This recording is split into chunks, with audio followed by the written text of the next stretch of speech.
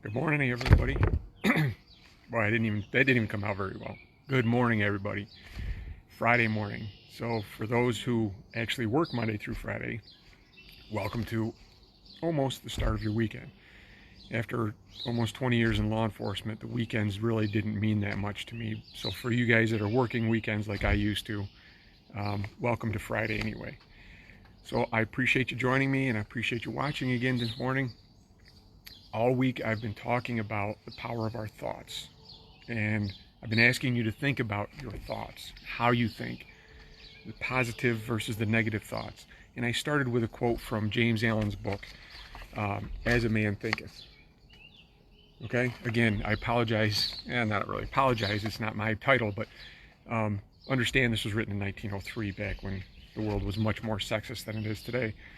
So it could certainly be titled As a Person Thinketh, and certainly it applies to both genders. So I started off with his quote that our thoughts have brought us to where we are today, and our thoughts will bring us to where we'll be tomorrow. So I want to finish this week with another thought from James Allen. And he says, a man is literally what he thinks, his character being the complete sum of all of his thoughts.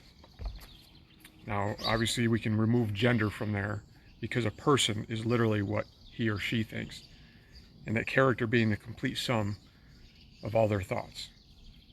We are what we think, right? Mind our thoughts because they become our actions. Mind our actions because they become our habits. Mind our habits because they become our character, and our character becomes our destiny.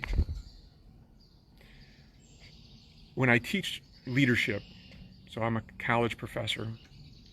After my career in law enforcement, I went into teaching.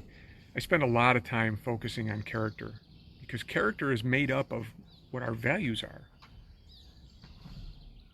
So determining what we value is very important, because it helps us understand who we are, what our character is. Have you ever looked at somebody and said, that person doesn't have very good character? Or conversely, you look at somebody and immediately you know they have good character. Well, what is that? Character means they're living in alignment with their espoused values. So if I say that I value integrity and that I'm lying routinely, then obviously I don't value integrity. There's a lack of congruence there between what I tell you I value and what I actually value as demonstrated through my actions. And understand that every action starts as a thought, right? There's no action that we take that doesn't start as a thought, other than possible, reflexes. But I'm talking about actions, intentional actions.